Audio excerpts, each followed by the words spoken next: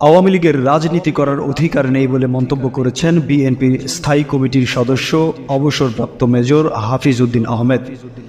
তিনি বলেন, যারা এই দেশের গণতন্ত্রকে নির্বাসনে পাঠিয়েছে, রাজনৈতিক দলকে নিষিদ্ধ করেছে, রাজপথে সাধারণ মানুষকে গুলি করে খড়কুটোর মতো উড়িয়ে দিয়েছে, ওই আওয়ামী লীগের বাংলাদেশে রাজনীতি করার কোনো অধিকার নেই। রোববার জাতীয় প্রেস ক্লাবে সেন্টার ফর সোশ্যাল স্টাডিজ আয়োজিত বাংলাদেশ রাষ্ট্রের পুনর্গঠন ও জনমালিকানা শীর্ষক সেমিনারে এসব কথা বলেন তিনি। হাফিজ বলেন, রাজনীতিকদের একটি বড় অংশ দুর্নীতিবাজ, এতে কোনো সন্দেহ নেই। যে ৩-৪টি নির্বাচন করে গেল শেখ হাসিনা, এগুলো কি নির্বাচন হলো? এগুলোতে কি পেয়েছি আমরা?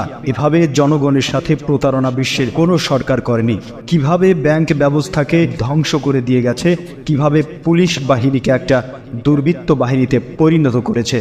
অনুষ্ঠানে উপস্থিত ছিলেন ঢাকা বিশ্ববিদ্যালয়ের অধ্যাপক হাসানুজ্জামান চৌধুরী, কবি আব্দুল হাই শিকদার সহ প্রমুখ। এই চ্যানেলটি সাবস্ক্রাইব করে বেল বাটনে ক্লিক করুন। সংবাদ সংগ্রহে উৎসাহ দিন, পাশেই থাকুন।